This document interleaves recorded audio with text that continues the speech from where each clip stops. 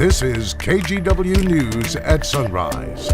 Good morning. Thanks for getting up with us on this Saturday morning. I'm Deidre Johnson.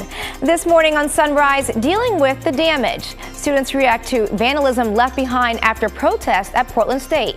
Plus, how long it will take to restore the campus library. Plus, clearing his name. The dash cam video that helped free a man wrongfully accused of a crime against a delivery driver.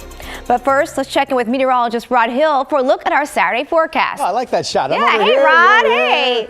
The folks at home are right in front of me. Hello, everybody. Well, the rain kind of took its time to get going yesterday afternoon, but as promised, it rained all night.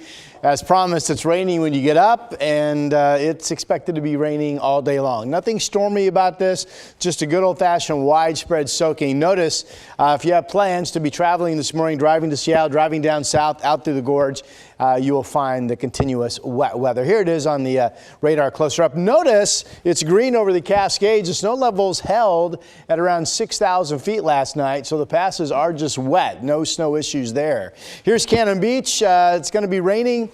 Our models do show there could be some breaks at the beach a little bit later today. Here's the wet timberline. Snow levels will eventually come down to 4,000 feet. Right now 36, but that will transition to snow a little bit later today. And then here are the low clouds over the West Hills and the raindrops over the Rose City. We're at 51 degrees.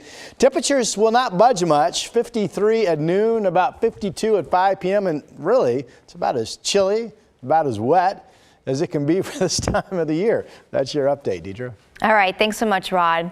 Well, a 5-year-old boy is safe this morning and a suspected kidnapper is behind bars thanks to a woman who recognized him from a police alert. Catherine Cook spoke to the woman who realized something was wrong.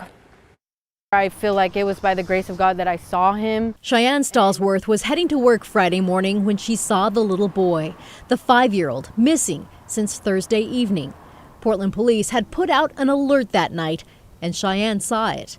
The alert included this photo. It shows the boy with a strange woman on a TriMet bus. Cheyenne says when she spotted them, the woman was pulling the boy in a wagon near Southeast 151st and Mill. And I seen the little boy while she was bent over. He turned his head like looking like, where am I kind of thing. Like he looked shaken up. Cheyenne called police, hoping her hunch would pay off. Investigators say after the boy disappeared Thursday, witnesses first spotted him and the woman near this gas station on Southeast 148th and Division. Several other nearby sightings followed, included 2 on TriMet buses. Police identified the woman as 31-year-old Leanne Osborne. When they responded to Cheyenne's call Friday morning, officers rescued the boy and arrested Osborne on second-degree kidnapping. Then they called Cheyenne to tell her the good news. I was teary-eyed when they called me. I was at work, like, my boss was like, "Are you okay?" I'm like, "Yeah, I'm fine, I'm fine." Cheyenne thinks of her own young child and how searching for her would feel. There would be no sleep. She's grateful for the sleep she lost thinking of the little boy and his face that stayed in her mind for a reason. I will sleep good knowing that he's safe now. Police say they're investigating if there's any connection between the boy and the suspect. If you have any information on the case, call police. Portland State students returned to class on Friday after a chaotic week on campus. Meantime, suspects accused of trespassing and vandalizing the PSU library appeared in court. Police say 30 people were arrested and at least 6 were students. Prosecutors asked that protesters be barred from campus, though the judge denied those requests. The protesters occupied the library for days before being cleared by police. Many students support the protest but say damaging the school library went too far. I know people who are very pro-Palestine who feel like they have a hard time supporting actions like this. Portland State's president says the building will be closed until the fall. The library team is working to get remote services up and running and set up other study spaces. A Multnomah County grand jury has found 3 Portland police officers should not face criminal charges in the fatal shooting of a shoplifting suspect at Mall 205. In December, police say 33-year-old Tyrone Johnson was trying to shoplift from Target. Surveillance video shows the suspect then running from officers through the parking lot. Police say there was a confrontation and 3 officers fired at Johnson, killing him. Investigators say they found a gun next to his body. A second driver has pleaded guilty in connection to a street racing crash 2 years ago that killed a woman waiting for a bus. On Friday, Jonathan Pena was sentenced to 3 years in prison. Police say he was one of 2 drivers illegally racing in Southeast Portland in August 2022 when he lost control of his car and hit 26-year-old Ashley McGill. It hurts, more than, just yourself, if you kill somebody, which, happened, and then as well as, the family who love her and who care about it. It's kind of a snowball effect with them too. The other driver pleaded guilty last year and was sentenced to 5 years in prison. A local man who was falsely accused of yelling racial slurs at a FedEx driver now has the proof to clear his name. Sydney Dorner explains what happened.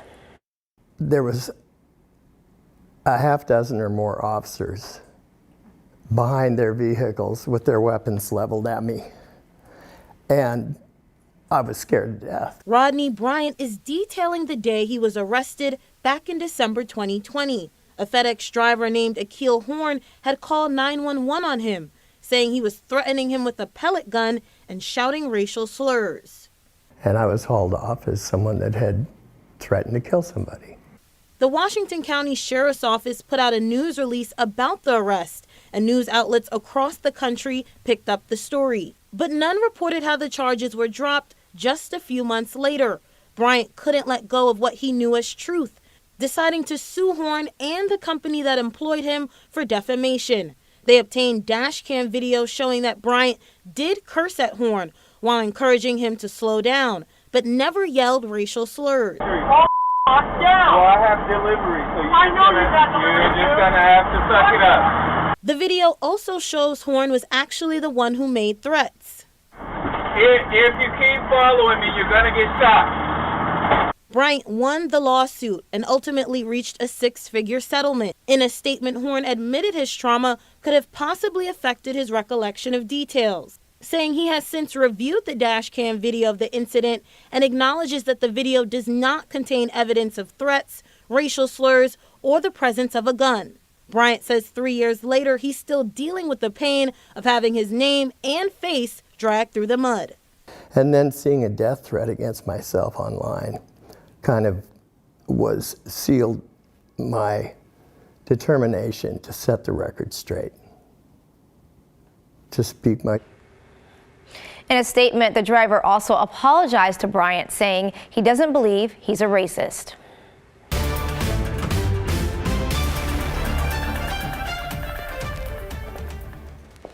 More than 9,000 voters in East Multnomah County will soon get replacement ballots. It comes after Measure 26244 was left off the original ballots. That's the $380 million bond for upgrades to the Oregon Zoo. Voters in 3 precincts in the Gresham area received the incorrect ballots. The county chair has ordered a review into how the mistake was made.